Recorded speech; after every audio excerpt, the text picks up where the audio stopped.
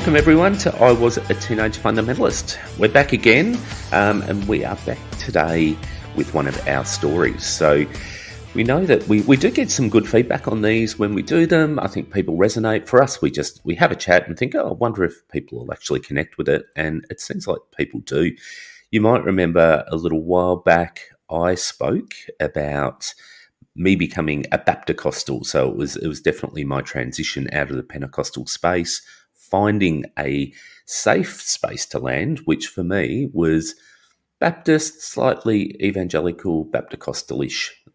Troy did the same. You might remember his reflections when I was speaking about his transition the same. He was a little bit ahead of me as he was transitioning out. But today we want to unpack a bit of that, but also stuff that was happening around that. So, Troy, looking forward to it.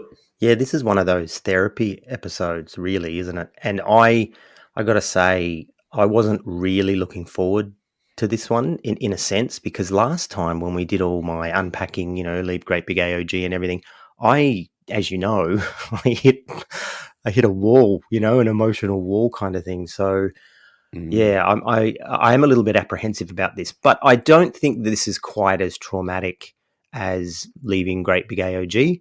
So let's go wherever it sort of goes, and hopefully I don't have to up my meds. Well, see, this is the advantage. I am a drinker. I still drink.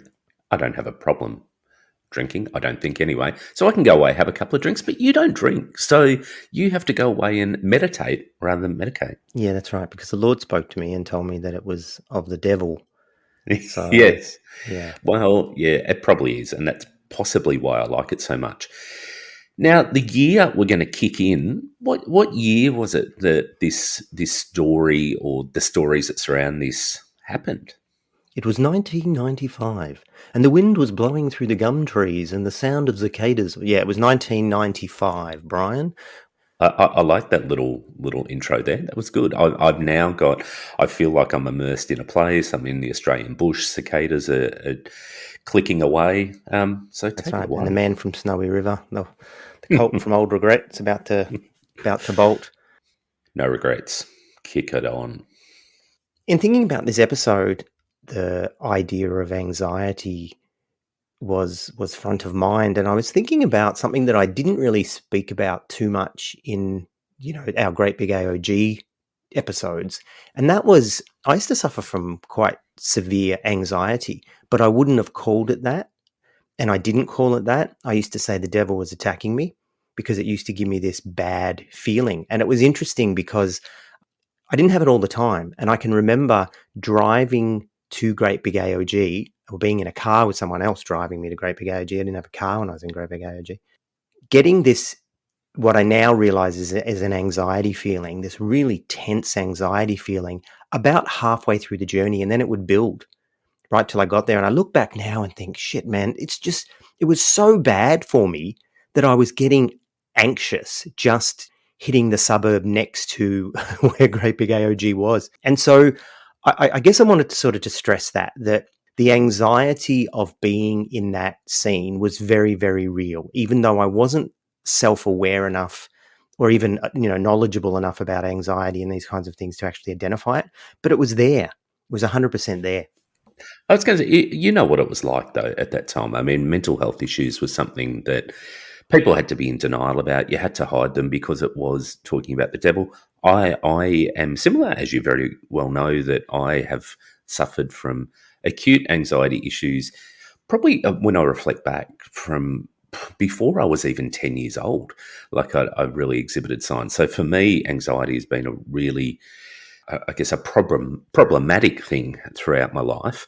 But I remember, those times in church, particularly in the Pentecostal scene, where people would say, "Oh, I was attacked by the devil last night. I couldn't move from my bed. I felt like I was pinned down."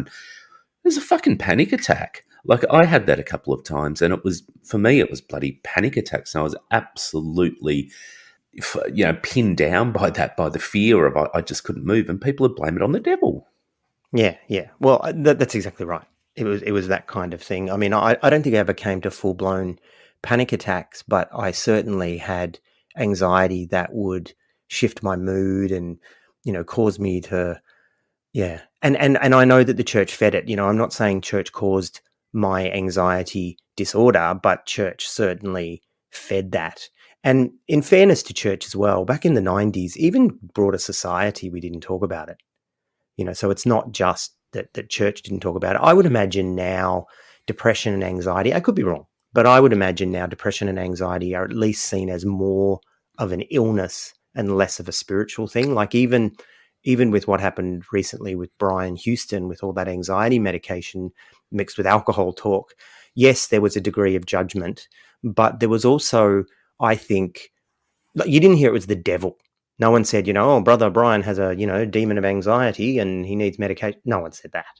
No, you'd hope there is more awareness. No, I think you're right. Like, it was a broader society acceptance of mental health issues too, and we're nowhere near there, but we're definitely in a better place than we were circa 1995, where the cicadas were rubbing their legs together and setting the scene for this story. That's exactly right. Yes, the cicadas were chirping. So, as I said when we left that, leaving Great Big AOG episode, when we did that one, I stepped out into a charismatic Baptist church with my then girlfriend, who later went on to become my wife. I think that's important to sort of spell that out, because we then journeyed.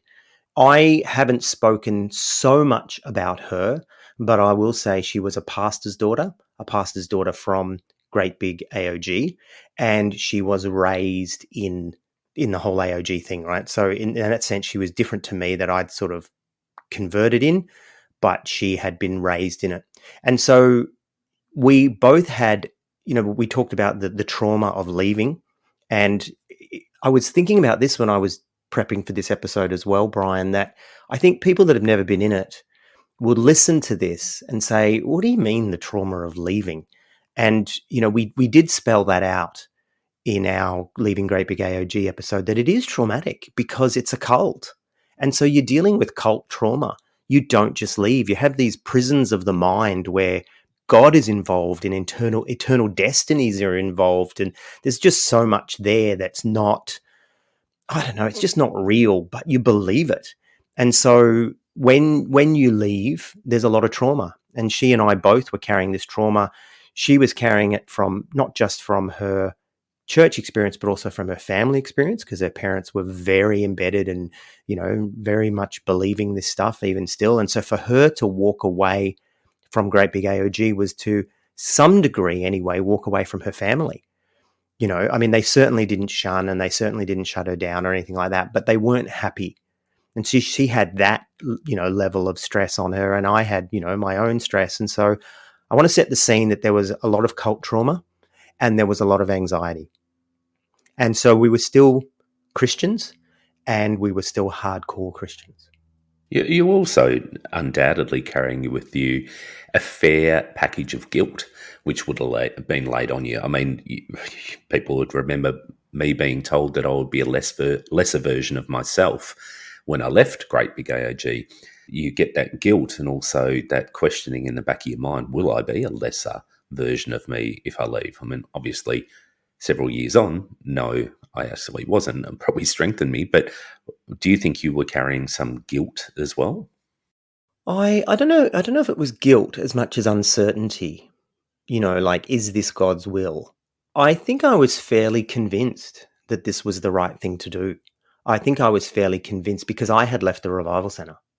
I knew what it meant to leave a church and leave a movement. It was not something that I did flippantly, but it wasn't something that I did with a lot of guilt. No, because I wasn't leaving Christianity. I still had the belief, Brian, that I had these core doctrines, salvation by faith and, Trinity and know who God, you have all those evangelical beliefs. And I was holding on to those, every single one of them. Okay, so still absolutely a Christian to the core, but perhaps were pushing away from Pentecostalism and later to be, pushing away from fundamentalism. Would you say that? Oh yeah, well, I was definitely on a journey out, but I didn't know how far I was actually going to go. But I was still totally Christian. I remember towards the end of my time, actually, I just left great big AOG, and I was going to this Bapticostal church, and remembering that I was still connected to the AOG Bible College because I had to finish. Now, I won't harp on about that too much. I'd rather focus on what was happening outside. But do you remember my friend who took off with my ex-girlfriend and then they got married and all that kind of thing? He was the guy that had actually been in the revival center and had brought me into great big AOG, etc. I called him because even though we were at odds with each other, we still had this sort of connection, and it was still this sort of discipleship thing and this friendship thing. And even though I was quite angry at him for what he'd done and he was, demonizing me, I rang him one day and I was talking to him about what I'd sort of found out about Pentecostalism, because I was journeying away from tongues and journeying away from this end times nonsense and journeying away from, words of wisdom, words of prophecy. Basically, I was journeying away from all the Pentecostal distinctives, really, and becoming just more a sort of a moderate evangelical and, reading the Philip Yancey books and, because he's our friend. I said to him, to this guy, I don't remember what we called him in the podcast, but I said to him, I didn't sign up for this. What it all has become is not what you led me into all these years ago.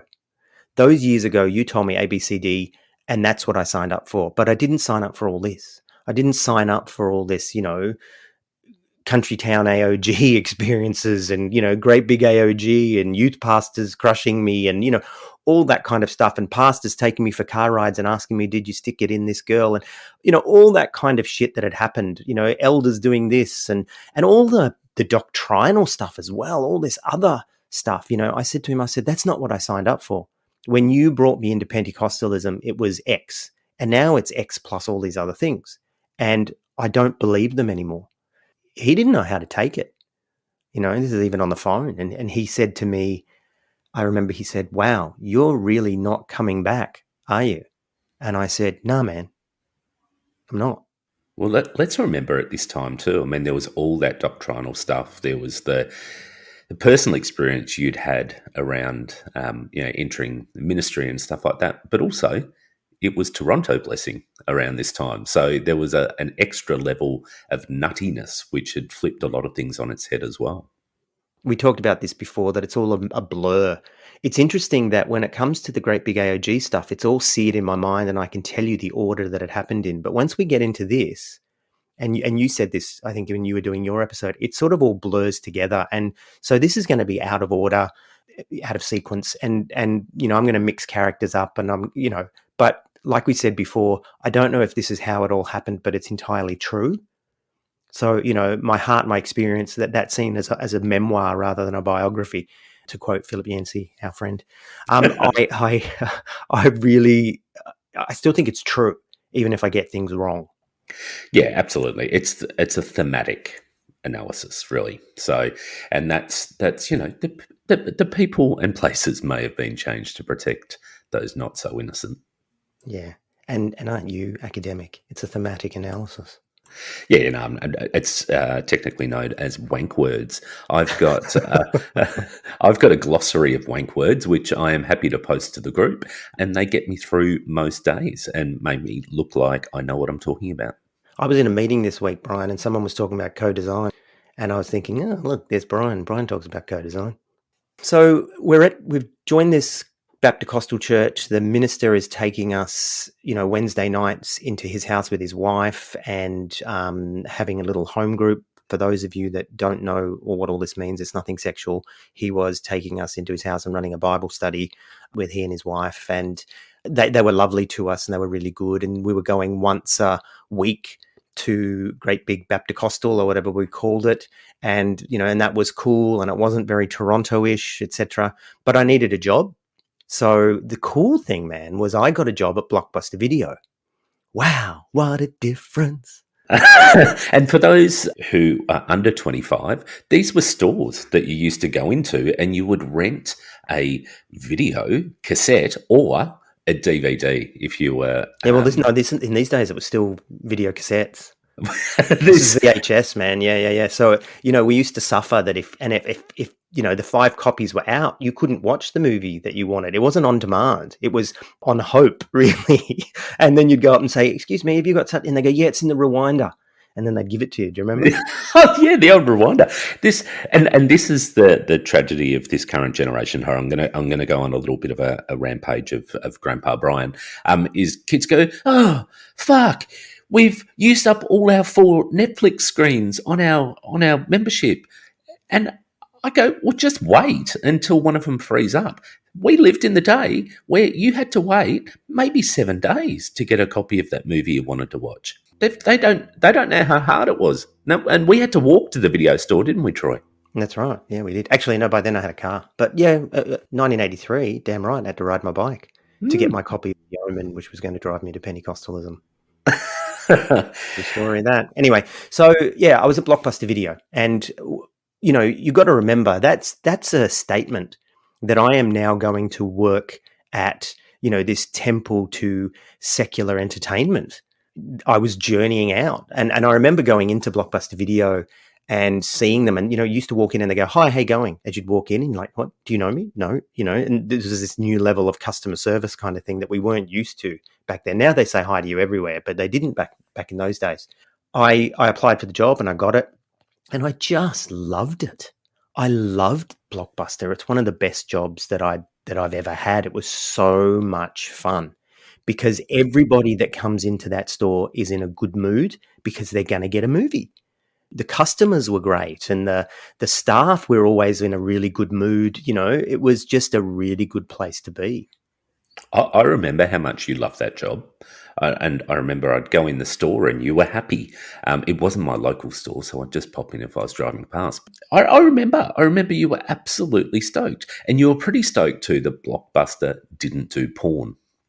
I was on it. Yes, I remember. So you were hardcore Christian, yeah. Yeah, that's right. You're still a Christian because I remember you going, "Oh no, that's really good." You know, because I think you were trying to convince yourself on the values of Blockbuster Video not being completely evil. Well, can I tell you, Blockbuster did have some sort of soft porn, right? I remember this one called the Red Shoe Diaries was this series, right? And on the back cover was actually a pair of boobs.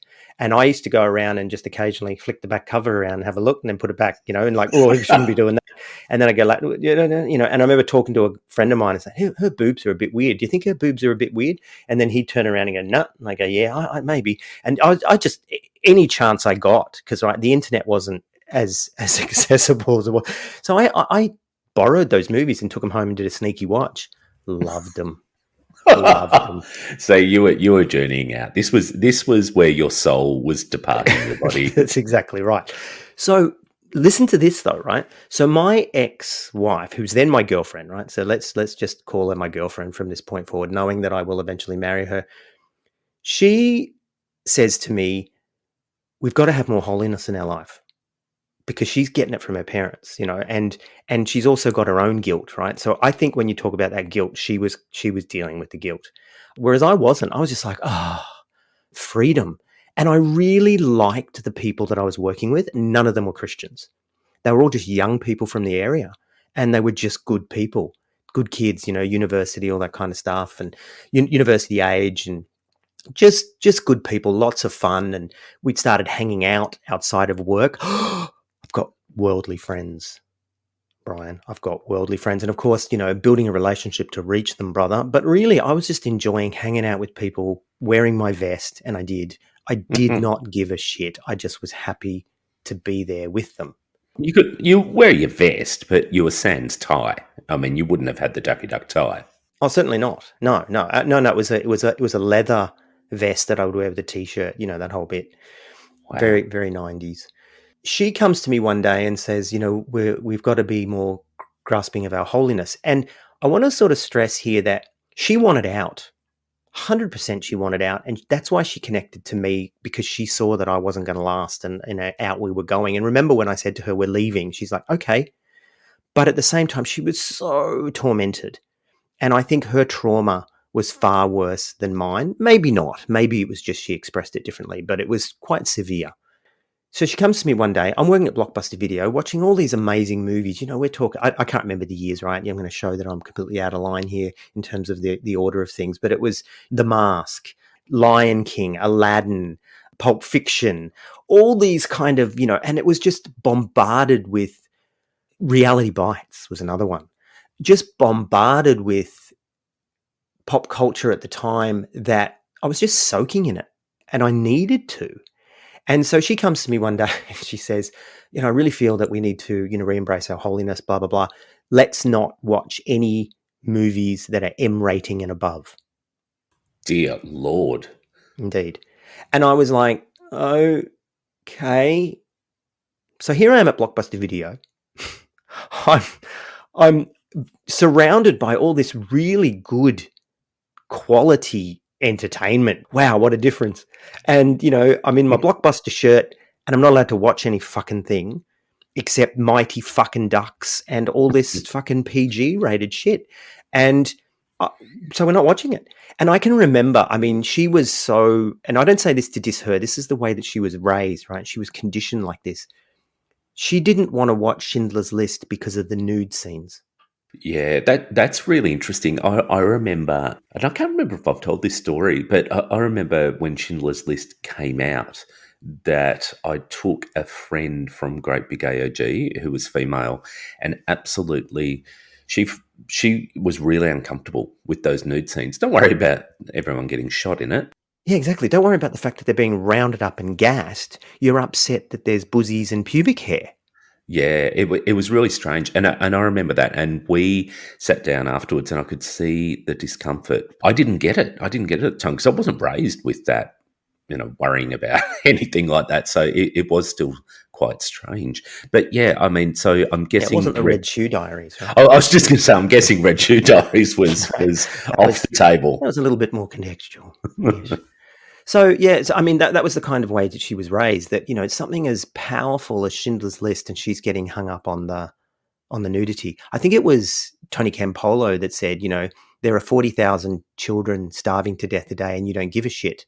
And then he says, and you're more upset about the fact that I just said shit than the fact that there are 40,000 children starving to death. So even within the Christian scene, there was still this vibe, that, come on, you're a bit backwards here. So, yeah, that's how severe it was. So, we're missing out on all this stuff. And it was probably about 3 or 4 months that we didn't, and I'm sitting there and these movies would come in and just look brilliant. It was some sort of super sci-fi coolness movie, I remember we went and saw Species. Do you remember Species, which was that sci-fi? And it was basically a sci-fi booby film. It was like every chance she got. And I can remember we went to see the movie. This is before The Rule. And I remember we went and saw the movie and I'm sitting there and the woman takes off her top and it was like coolness.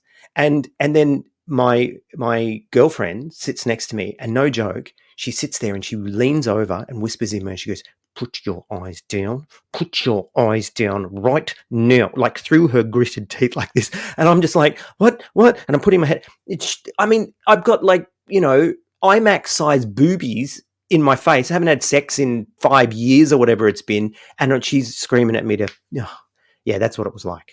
I can relate. This was your girlfriend at the time. A mate and I were going to see that Bruce Willis movie, The Last Boy Scout.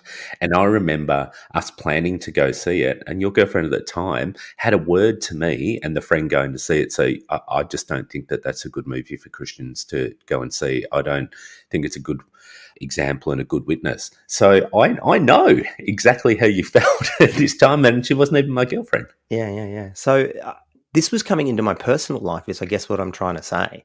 It wasn't just check out at church on a Sunday and then go home and do, be who you really are. All of a sudden I was being policed in my personal life. So anyway, we did this whole, not allowed to watch movies thing, and it just got too much. And so one day I got really upset with her and I said, no, we're stopping this.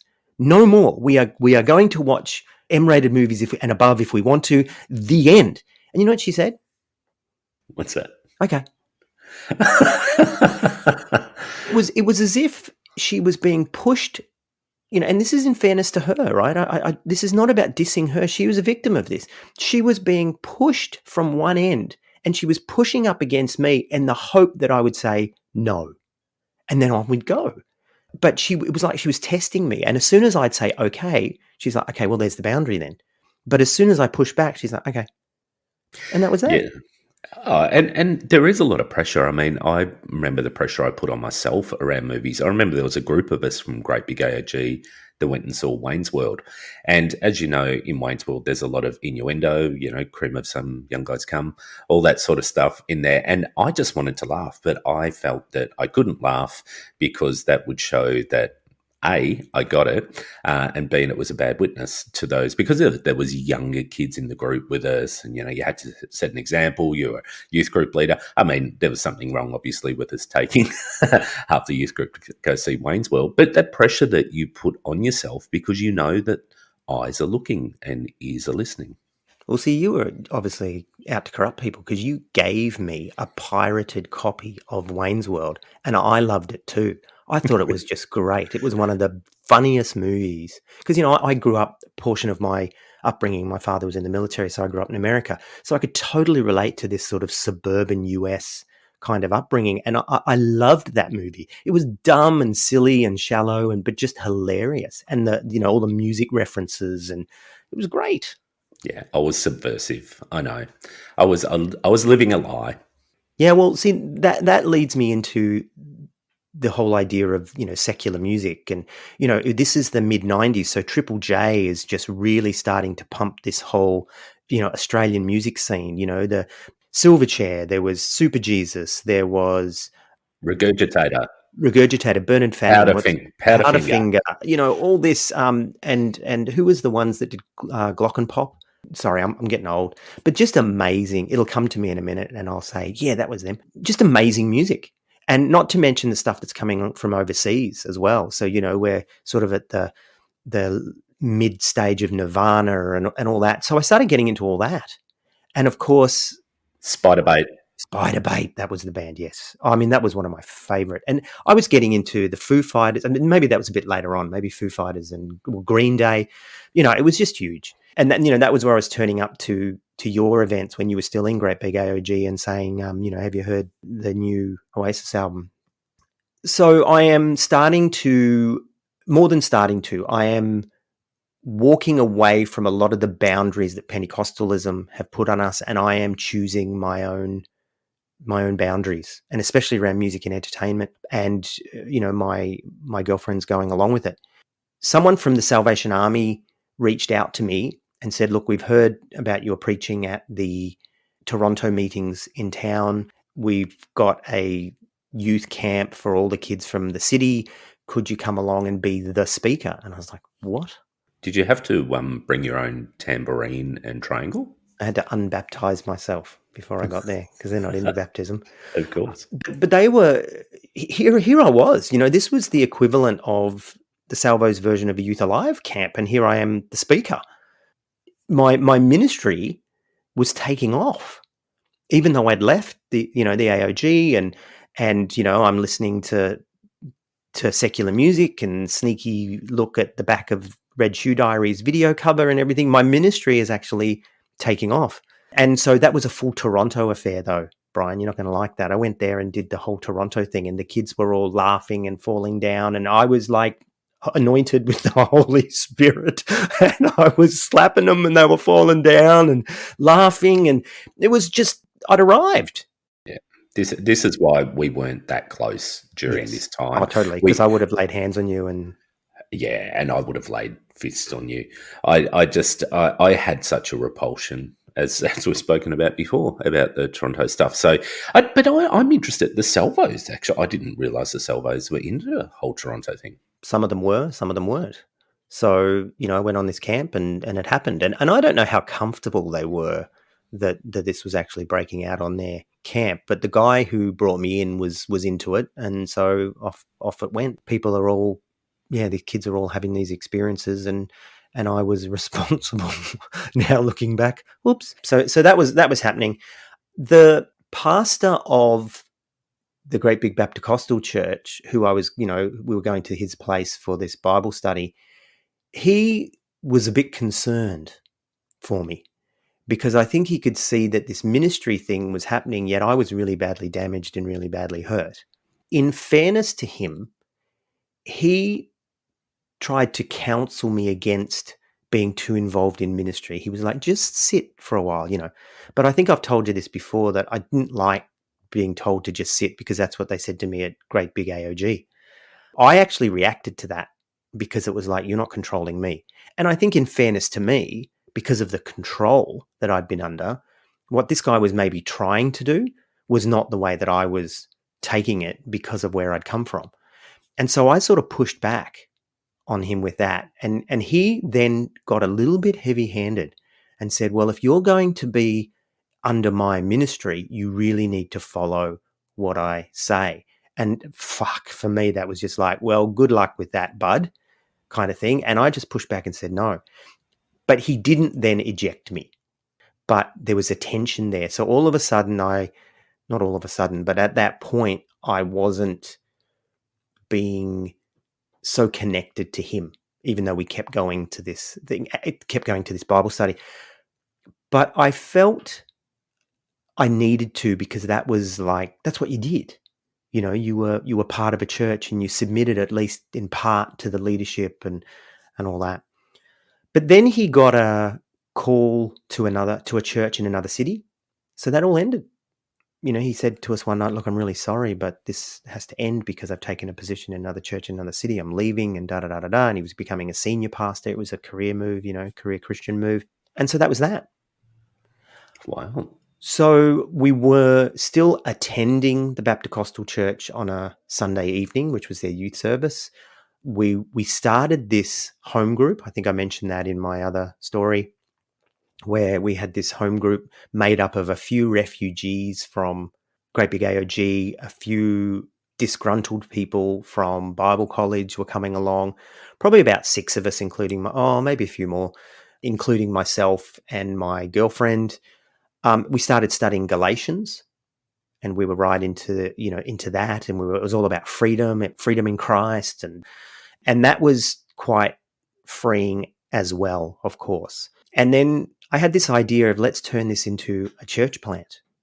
Of course you did. Yeah, that's exactly Of right. course. Because, I'm not going to be told what to do. I'm going to run my own show. And I think a lot of that, Brian, being really upfront and honest, was by being in charge, I couldn't be hurt. If I was not submitting to slightly controlling Baptist or super controlling AOG, but I was in charge. If I was going to be the apostle, I'm not going to be controlled. I'm not going to be hurt by people. And so I think that was a big part of why I wanted to plant a church. Part of that was about wanting to bring something new and something that was more relevant to us and being more authentic and all that. Yes, that was definitely part of it. But I think a big motivation for me was I didn't want to be controlled by anyone. And so I'll run my own show. Thank you very much. Yeah, and look, I think that's a reasonably normal sort of reaction. And I think we do. I mean, it's not just in a church context. We do it in many parts of our life. We want to be our own boss to really stave off some of that control. So completely understand it, particularly the context you just come out of. But it goes against everything that these sort of denominations believe, all about having a covering and being under submission and being accountable and all that kind of talk, which is, what we've seen recently with the whole Hillsong thing, was this sort of breakaway and accountable to no one and, false accountabilities. And there is some wisdom in that too. But I didn't want to be a part of that. So I started reaching out to different denominations. I could tell that the Baptist probably wasn't where I was going to want to be. Definitely didn't want to go Pentecostal. I was allergic to everything Pentecostal. I didn't want to know. I didn't want to raise my hands. I didn't want to sing in tongues. I was done with it all. I would go to prayer meetings sometimes and people would pray in tongues and I'd just sit there and think, oh, well, whatever. It doesn't hurt anyone, I guess. But I wasn't doing it anymore. And I reached out to someone in the Churches of Christ, to their church planting person, and they were wide open to the idea of this young person coming in and planting some sort of hip, swinging, new, postmodern church. So I started a relationship with the minister, a professional relationship, let's make that clear. Started a professional relationship with the idea of turning my little home group into a church plant. But we'll come back to that another time, because that's, at this stage it was just conversations, and he was cool. And he was very postmodern and very Generation X and all that kind of talk. And it was cool, and it was going to go somewhere, and it did, but we'll come back to it. But I can remember in my home group one day, there was a guy who I'll call R, who came along, and he was a bit sort of left of center. He was a bit sort of weird, and he was a great big AOG refugee who I had reached out to and brought into our home group, and what's going to become our church. And he wasn't as ministry driven as the rest of us, because we were all sort of Bible college-y kind of people and stuff. And he wasn't as ministry driven, and he wanted to go into business, and that's what he wanted to do. And so we sort of saw that as rich young ruler kind of stuff, maybe a little bit of that. But at the same time, you got to have a job, you got to work. So he got a job working for Optus Vision. Do you remember when Foxtel first came out? Optus had their own version of it. Yes, I do. And I remember this guy. Yeah. And so he wasn't quite there, and I think mental health issues and stuff like that. But he was working for Optus Vision, and it was totally commission based. So he was door knocking, trying to get people to sign up for Optus Vision. And I pulled him aside and had a chat with him and said, "Dude, this isn't the way to get into business." He was just talking, which is bizarre. The way he was talking about he was going to be, door knocking his way to, being the CEO. And I could see this was just bullshit. So I pulled him aside and had a chat with him about it. He got really offended that, I was telling him, and he thought I was telling him, you can't have a job, you can't be in business. And it's like, no, that's not what I'm saying. And he left the group, right? And we only had 6 people or whatever. And also, that's a whatever 30% drop or whatever it was. And I was just like, and that was my first, well, not my first taste, because I'd done the whole country town AOG thing, but it was like, wow. And I really reflected on that. And I was thinking, was part of it that I was telling him that he needs to be more ministry, rich young ruler thing? Perhaps. And he may have sensed that, and that's what he got offended by. But really, at the same time, he was being exploited by this company that was basically getting him to do all this promotion work for free and only paying him when it paid off. So it was this combination of both, Brian, that on the one hand, it's like, come on, man, be more for Jesus. And on the other hand, it was, and don't be exploited. Yeah, it's interesting, and that guy I've had a bit to do with over the years, and probably the last time I saw him was maybe 2 years ago, and he was still very driven like that. I remember sitting at the same table as him in a wedding, probably 10 years, 12 years ago now, and everyone's having a good time, and he leaned over and he said, "So, what's your life plan?" I said, "What?" He goes, "What's your life plan? Like, have you got a plan going?" And long story short, it almost sounded like an Amway pitch, and he wanted to hear about what aspirations I had for my career, where it was taking me. I mean, this guy was still selling photocopiers or something at that time, so he was still trying in that same space. So it was interesting that he kept going with that. Yeah, I think I had more of a realistic picture, like, let's go to uni and or whatever, but not just door knocking for Optus Vision, for God's sake. Later on, and I'll go more into this later on with the church plant thing, but it actually got, it got sizable, not huge, not by any stretch, but more in a home groupy house church kind of way. We had, Kurong staff members hearing about what we're doing and coming and joining. I was bringing people in from outside that were, we were getting people saved, and, the whole bit. It was growing, and it was, it was what it was. But that was later on. At the same time, though, Brian, I was still doing my revival center research. I was still trying to look at, where had they come from, because that had a massive impact on me. And as I was unpacking that, I was unpacking Pentecostal history and looking at, okay, where did the revival center came from? They came from the Christian Revival Crusade. Where did the Christian Revival Crusade come from? They came from the AOG. Where did the AOG come from? And I actually started doing my own research and my own study into the history of Pentecostalism. And I think I was sort of going back looking for something that was a little bit more pure. And I knew that the answer wasn't in Pentecostalism. So I was going back further. And so I was researching, the Methodists and the Congregationalists and the Presbyterians. And that's when, we were reading Galatians and studying Galatians as a home group or as a little mini church. And so I started looking into Luther and started reading about the Reformation. And it just seemed that the further I went back looking for the more pure form of Christianity, the more I would go back and go, this is still messed up. Oh, let's go back further. This is still messed up. Let's go back. And no matter how far I would go back into church history, I wasn't finding this pure form of Christianity in church.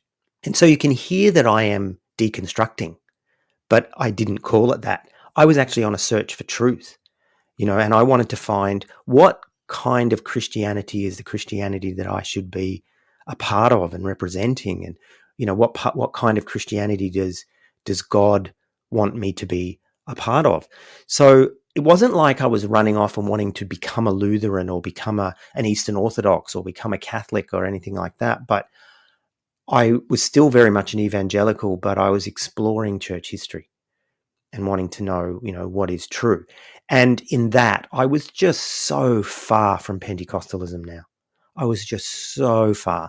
And I couldn't have conversations with people like you or my girlfriend's parents about this kind of stuff because you guys had no idea No. what I was reading and what I was into and what I was discovering.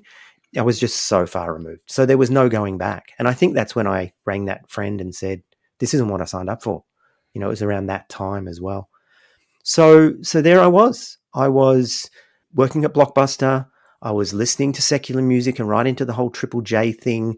I was watching a lot of movies, of course, Star Trek: The Next Generation and Deep Space Nine and all that, because I'm a real sci-fi head. That was all out and huge. And I'm going to the midnight premiere of the new Star Trek movie, and that's what's taking up my time now, and grabbing videos and watching them at home with my girlfriend and making out and nearly having sex, but we didn't. No longer going to that home group at the Baptist church. Now we're doing it ourselves. And then I think we kind of stopped going to the great big Bapticostal church too, because there was still a little bit of Shanda Baba, Si Bakala, hand raising. And it just wasn't for me anymore. I know I needed something more. And or something different. And as I was hanging out with this minister, this church planting minister, he was introducing me to the evangelical left. So I was hearing about things like the God Squad, and I was hearing about food programs for people and Trade Winds Coffee and all that sort of, evangelical lefty stuff, talking about the poor. And not just in a way of we're going to get him saved, but actually justice for the poor and all that stuff that you'd resonate with. And I was being introduced to all this. Yeah, it's interesting, isn't it? But I just want to slightly pick up on something you said a minute or so ago, just around that quest to look for the pure examples of Christianity. That stuff still sits there and has that sort of influence. Not that we're looking for a purist Christianity, but look what our reflection conversation was after the Yancey interview. It was, what do we do with these people that are good? What do we do with these moderate evangelicals or even, progressive evangelicals, progressive left? What do we do with that? Are these guys, the real deal? Are we offended by it? All that sort of stuff. I mean, it's stuff that still sort of takes up our energy and our mind in some sort of way. Not, as I said, not that we're looking at it going, is this a path we want to follow?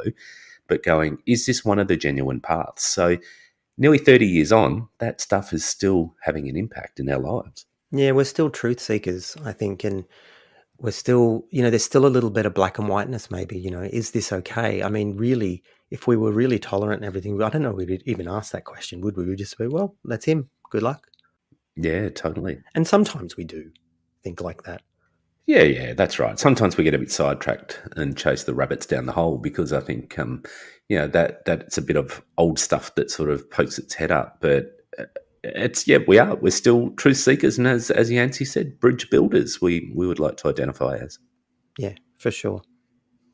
So, mate, I can't remember at what point it was, but I remember I had a big fight with an AOG pastor. He tried to get me into his suburban church and he was, befriending me. And I realized looking back now, a lot of his friendship was actually more sort of functional because he wanted to bring me in and make me a youth pastor or something in his church. I don't know.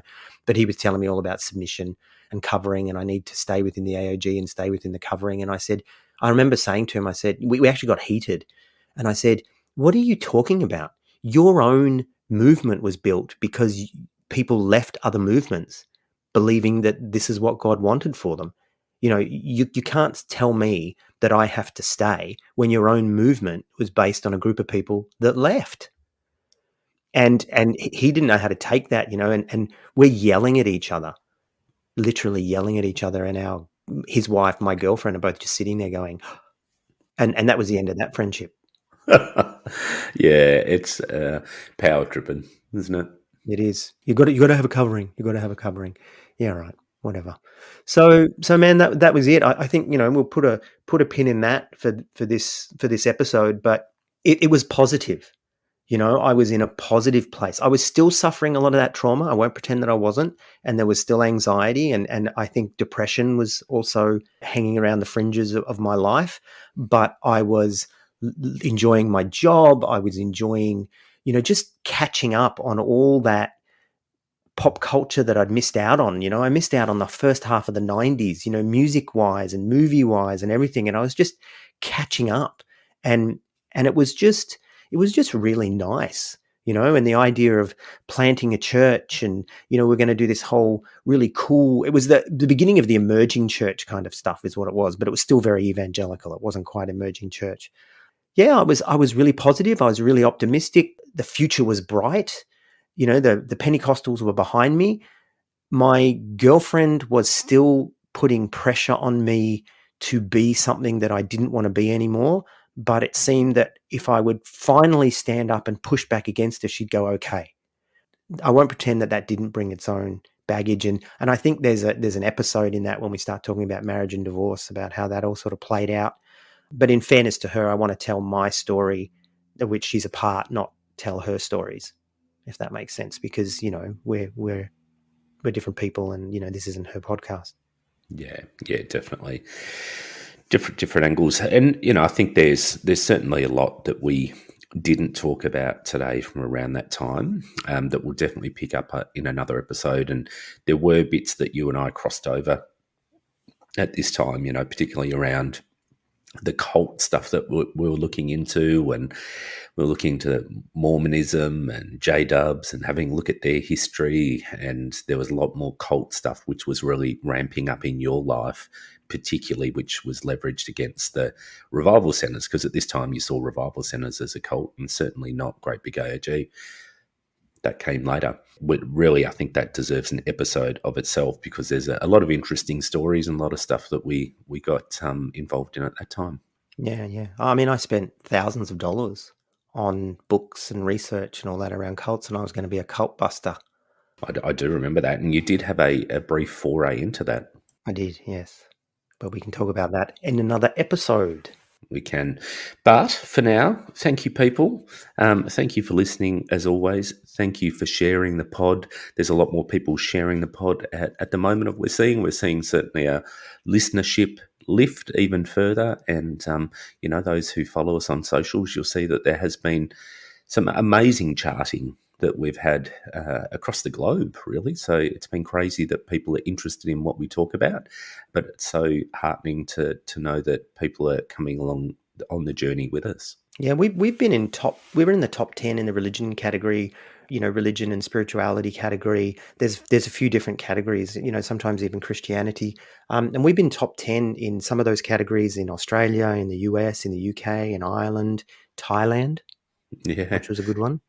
Yeah, bizarre. Yeah, we've topped the charts in religion in New Zealand, in Thailand, in Australia. I think it's like Norway, Belgium, Sweden. We've hit number one in those countries, and certainly top 10 in the US, UK. Across a few European countries and Ireland. It's been bizarre. It has been absolutely bizarre to know that 1 year on, we're just over a year old, that it's so many people coming along the journey with us. So again, thank you. Yeah, happy birthday, Trauma Stories. Yes, happy birthday. All right, mate. Well, I will see you next week. See you then.